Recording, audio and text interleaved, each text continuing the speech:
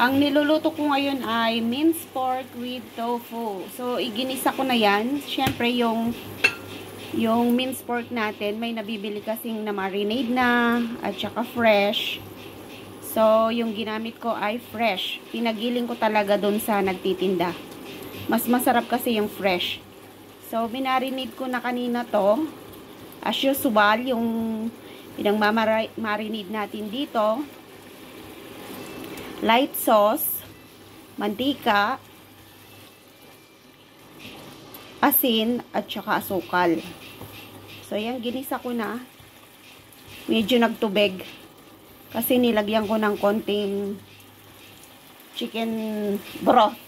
Ito siya, oh. Yan, nilagyan ko nito. Para may lasa na. So, naluto na yan. Lalagay natin yung ating tofu.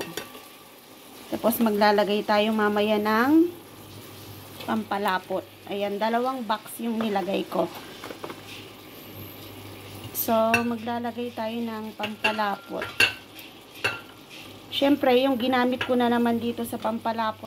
Ito po yung ginamit kong pampalapot. Chicken broth at saka yung cornstarch. So, ito na po siya. Ayan, haluin natin. Tapos, ilagay natin doon. Yan. Sarap. So, lakasan natin yung... So, dahan-dahan po natin. Luto na yung karne niya. So, ipapaibabaw lang natin doon.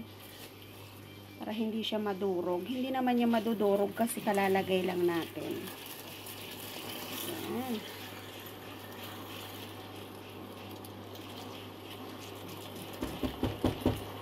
Ang hirap ng ang hirap ng handle nila, amo, ganito, oh.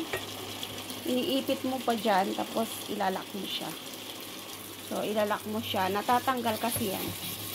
So, alog-alogin lang natin siya. Hindi ko kasi hinahalo to. Kasi madudurog siya, eh. Yan, pwede na siya. So, off na natin yung fire.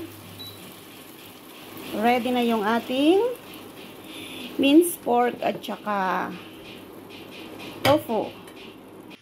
So, eto na siya. Masarap.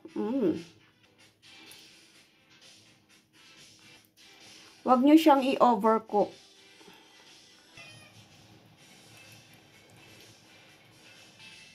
So, yan. Ready na. Kain na tayo.